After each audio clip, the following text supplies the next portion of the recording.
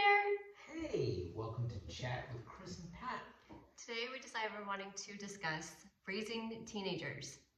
And we've raised 6. We're at the tail end. Our baby is 16. Mm-hmm. So I feel like we're particularly qualified to have this conversation.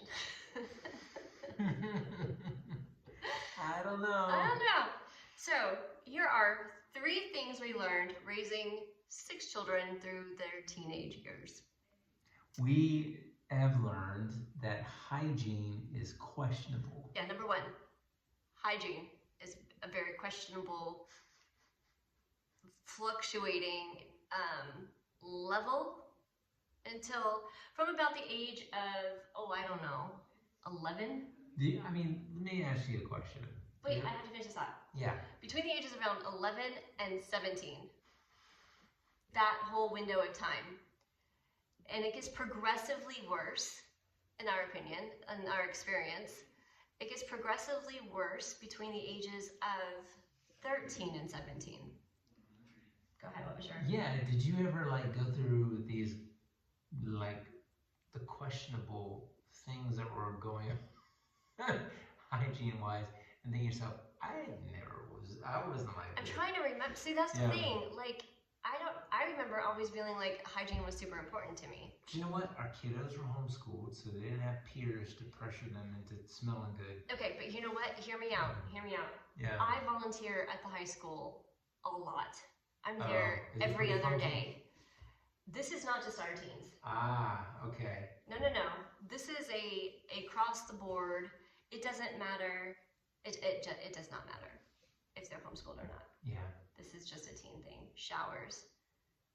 I think they're allergic to them because, or they're like the Wicked Witch and they feel like they're melting because you ask them to say, hey, when was the last time you took a shower? And they're like, and they shrink away. But meanwhile, you can see the grease dripping. Ew, that's gross. It's so gross. And they're like, oh, it's fine. No, it's not. Anyway, so hygiene, that's number 1. And every single one of my children went through this. Our children, they're ours. I do that every time. But our children went through that. I think our oldest was the one that had it the least. Yeah, she did, didn't she? Yeah. Not have it. Yeah, so she was a bit better about it. So I thought, oh, well, this is no problem. I just thought it was a weird thing when our second and then our third and then our fourth. And it just I'm like, okay, I guess She was the pretty oddball. prissy. Yeah. Yeah. So you might get 1 out of 6 that hygiene is a cool thing for them. Don't hold your breath. Okay, number 2, the self-identity depressive state. Self-identity depressive state is a real thing. And it really seems to hit hard between the ages of 15, 16, 17. But it could even be a little bit sooner, but all of ours went through this, starting at around 14 to 15 years old to about 17. Go ahead. Would you say you were more aware being a psychology student? Possibly, but to be honest, I think a lot of it came down to a lot of trial and error. Yeah. And then having repeat behavior. Again, with 6, you have a lot of Yeah. repeat behavior. And it's oh, we're doing this again. That's We've right. heard You've this just song turned before. 14. So, Yeah. right. So this is the time of your life where you're going to start questioning everything. You're thinking everything you do is wrong. There's no hope. You don't know what you're going to do with yourself. And every decision you make is going to be a major one. And now it's the end of the world. And they don't really say that, but they feel that everything has such high stakes to it. Yeah. That even when we say, look, it doesn't No big deal. it doesn't have to be the big thing that you're making Right. it out to be. They genuinely feel that it is. And so you just have to support them through that and let them talk it out. Which brings us to number 3, which is our bedtime conversation. So teenagers, without fail, this is not 6 out of 6, every single one of them has done this one, where it's okay, we're getting ready for bed. Oh, Mom, can I ask you a question? Oh, and And that leads to like 2-hour conversations or something, which is great. Don't get me wrong, I love my children wanting to talk to me. However, it is almost always at bedtime.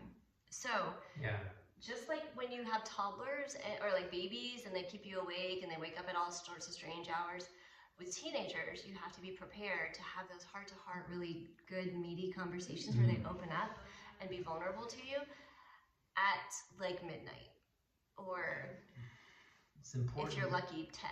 that they feel heard. Yeah. So you just have to suck it up, buttercup.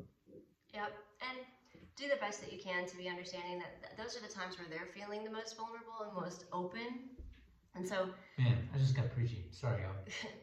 so when you have those opportunities to be there and like see them and witness them and speak truth into their life, because that's part of what they need, is for us to say, okay, I see that that's a concern.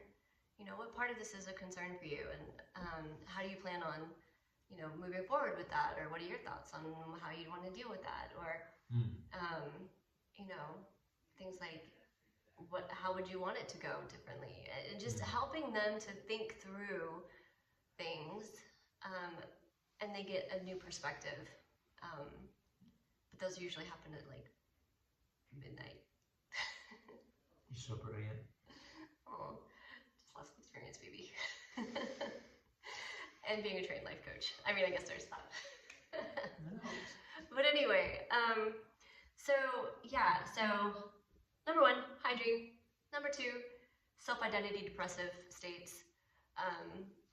And honestly, with that one, there's not much you can do. I mean, aside from trying to keep them active, trying to keep them involved and engaged in both family and other ideas and activities, and letting them change activities, letting them change who they are, letting them grow and try new things, and to stop something that they've been doing for ages because it's no longer serving them, and allow them to try something new.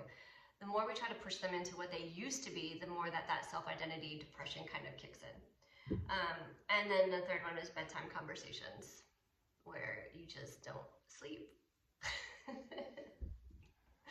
Because if one has an issue, and then like one night, and then you might have another, and so, but some of them are actually some of the most meaningful and beautiful conversations I've had were with my kids at like midnight. And so, yeah, I hope that helps prepare you. Or if you have teens now, and you're like, what the is happening? Know that you are not alone. Yeah. This is like standard, you know, standard issue is what they call it in the military. This is standard issue teenage material. Okay. Do you have anything else to add? Nope. I don't. Let me think. Oh, he does. Nope, he doesn't. Okay. Anything there? No. Nothing. All right. Thanks, guys. Talk to you again tomorrow. Talk to you again.